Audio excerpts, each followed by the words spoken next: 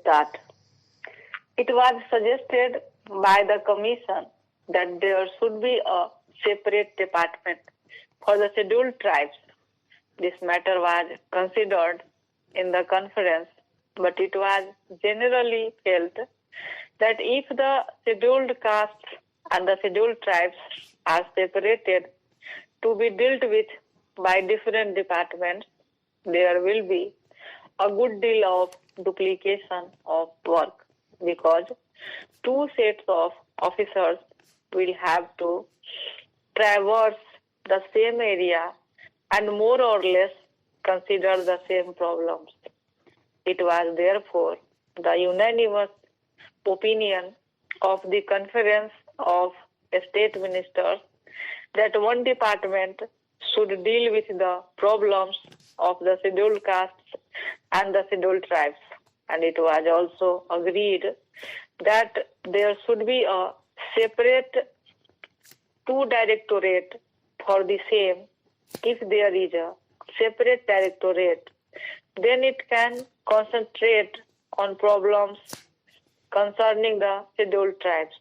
It was also suggested that this directorate, which will have to be set up in all the states and especially in states where the population of the scheduled tribes exceeds 1 million, should also look after the work relating to the denotified and the nomadic tribes, in addition to, as I said, the work relating to the scheduled tribes.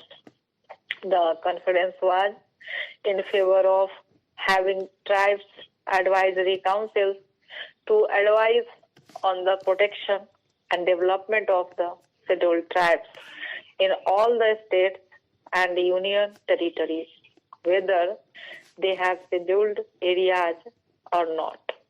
The House, I am sure, is aware that there are scheduled areas and non-scheduled areas. Even in non-scheduled areas, a large number of scheduled tribes live. But for the special programs, we have decided to concentrate on the scheduled areas first.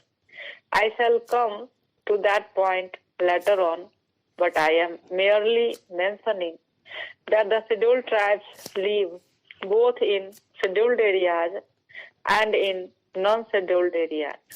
It was decided that wherever at present there is a combined reservation in the services for the scheduled castes and the scheduled tribes, separate percentages of reservation should be fixed by the state governments, and it was agreed that the state governments would instruct all local authorities like municipalities, panchayat samitis, Zilla Parishads, etc., to follow the policies laid down by them in regard to the representation of all scheduled tribes in the services.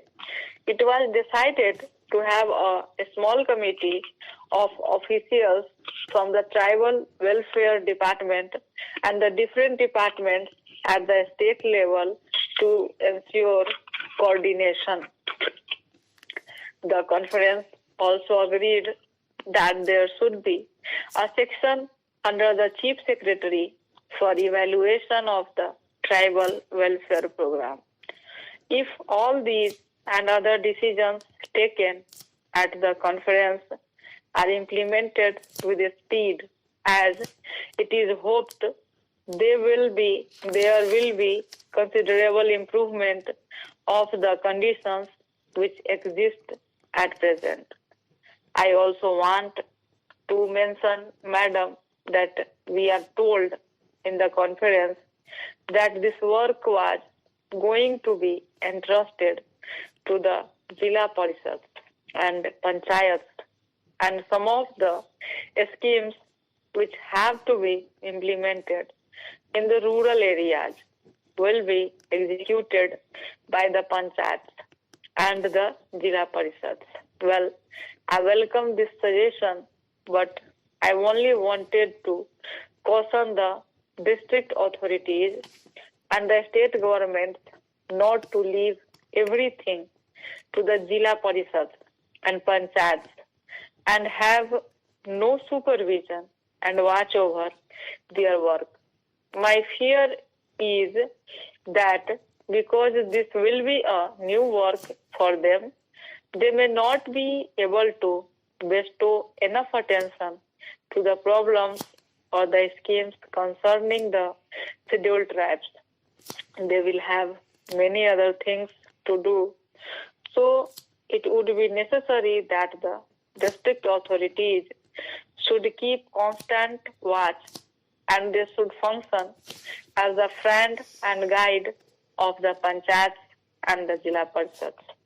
Madam, there are two major schemes in respect of the scheduled tribes in the central sector of the program, which are controlled by the Ministry of Home Affairs and on which the entire expenditure is borne by the Government of India. These are the scheme of tribal development blocks and the scheme relating to promotion of cooperation among the scheduled tribes, particularly in the form of forest laborers, cooperative societies, and labor contract societies. The Ministry of Home Affairs appointed a special working group on cooperation about a year ago, and its report is expected shortly. That group will make detailed recommendations regarding the organization and the structure of the society and other matters pertaining to the cooperative movement in the areas predominantly inhabited by the scheduled tribes. We hope that on the basis of the working group recommendations, it will be possible to energize and expand the cooperative movement in tribal areas, and that the cooperatives will become the effective instruments for promoting the economic development of those areas. The other program, which is the major one, and in which a great deal of interest is being evinced by the tribals themselves, is the program of tribal development blocks. The Commission has recommended that all tribal areas, whether they are scheduled areas or not, with a concentration of tribal population exceeding 50%, should be brought under the tribal blocks. Stop.